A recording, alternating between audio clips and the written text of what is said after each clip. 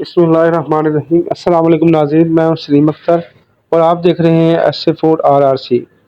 नाज़रीन, आज हम आपकी खिदमत में लेकर आए हैं आलू गोभी की रेसिपी, जो कि सर्दियों में बहुत बनती है। तो इसके लिए हमें चाहिए, लहसुन लिए है हमने 1 जवा और टमाटर लिए हैं 3 से 4 अदद और अदरक और 2 अदद हमारे प्याज जाएंगे।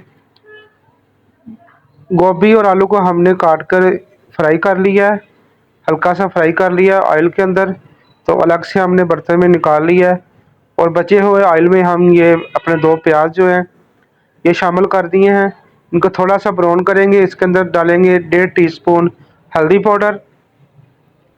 तो ये हमारा जाएगा धनिया पाउडर, ये 2 टीस्पून हमने धनिया पाउडर डाला है।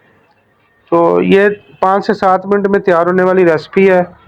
तो ये गरम मसाला पाउडर जाएगा हमारा 1 टीस्पून। तो ये मसाले हमारे जाएंगे आलू गोभी के सालन के अंदर। तो सर्दियों में हमारे घरों में ये आलू और गोभी का सालन बहुत बनता है। तो रात को जो सालन बच जाता है उसका सुबह इसके पराठे बहुत अच्छे बनते हैं आलू गोभी के। तो ये जो पेस्ट हमने बनाया हुआ था टमाटर, अदरक, लहसुन और सब्ज़ मिर्च का, ये शामिल कर देंगे। ये शामिल करने के बाद हम 5 से 7 मिनट कुकिंग करेंगे। मसाले की हमने अच्छे से बुनाई कर लेनी है। जितना हम मसाले की बुनाई करेंगे उतना ही हमारा जो सालन है वो टेस्टी बनता है। अगर इसमें जो कच्चा पानी या पानी वगैरह रह जाए तो सालन हमारा अच्छा नहीं बनेगा, तो सारी मेहनत हमारी जो है ज़ाया चली जाएगी। तो इस मौके पे आप इसके अंदर 1 टीस्पून अजवाइन भी डाल सकते हैं। अगर आप बाद में डालना चाहें तो बाद में भी डाल सकते हैं।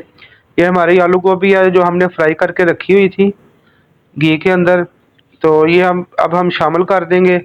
तो इसको हम 5 से 7 मिनट दम लगाएंगे तो हमारी माशाल्लाह बेहतरीन आलू गोभी का सालन तैयार हो जाएगा।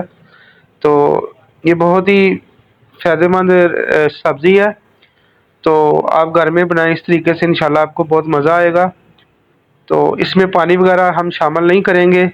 अगर आपने पानी शामिल करना ही है तो इसके अंदर आधा कप या 1 कप पानी शामिल कर सकते हैं, वरना पानी शामिल करने की ज़रूरत नहीं है क्योंकि हमने इसको फ्राई किया हुआ है। ये देखें माशाल्लाह माशाल्लाह हमारा आलू गोभी का सालन तैयार है। तो आप खाएं और इंजॉय करें। अपना बहुत सारा ख्याल रखें और हमें दुआ में याद रखें। तब तक के लिए अल्लाह हाफिज़।